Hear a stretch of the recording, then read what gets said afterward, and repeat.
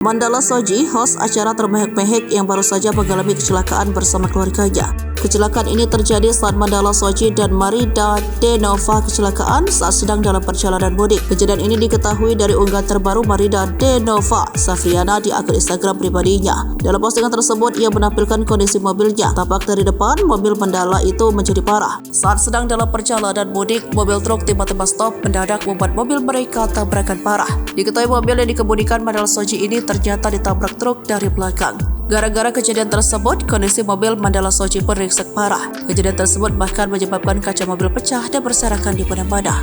Mandala Abadi Soji adalah seorang aktor, pembawa acara, dan politikus Indonesia. Mandala lulus dari Universitas Persada Indonesia, YAI.